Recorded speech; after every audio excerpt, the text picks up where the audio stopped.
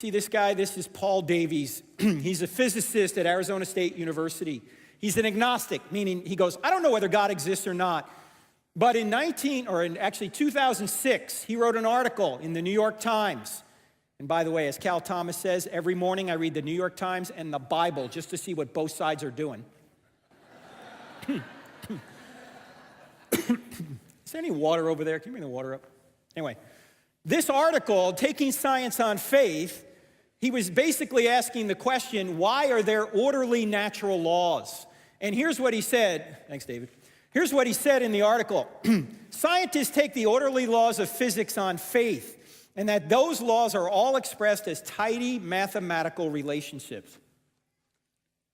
Think of it. Did you ever ask yourself, why is the world so well described by mathematics? Because there's a mind behind it. This world is rational because it's the product of rationality, a mind. He went on, Davies did in the article, to say this. Over the years, I've often asked my physicist colleagues why the laws of physics are what they are.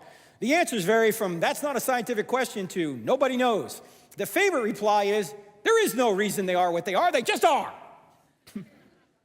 And stop asking the question. In fact, Davies said this.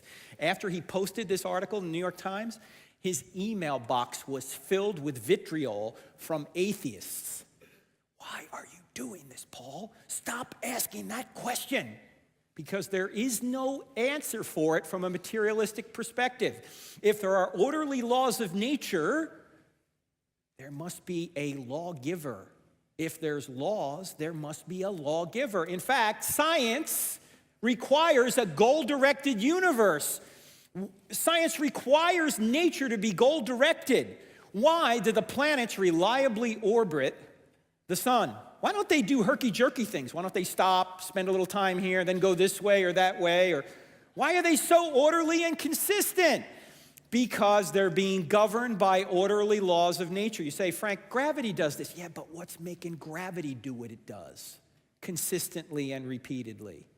You look at a beautiful tree, an oak tree. Where did this oak tree come from? It came from an acorn. But why does an acorn, if it's properly nourished, always become an oak tree? Why doesn't it become an elm tree? Why doesn't it become a birch tree? Why doesn't it become a seahorse? Why does it always become an oak tree? Because it's goal-directed to become an oak tree. Now, is an acorn conscious? Is it thinking, I got to become an oak tree? Don't get me off track. No, it's unconscious. Why is it doing this? Because it's programmed to do this. There's an external intellect directing it.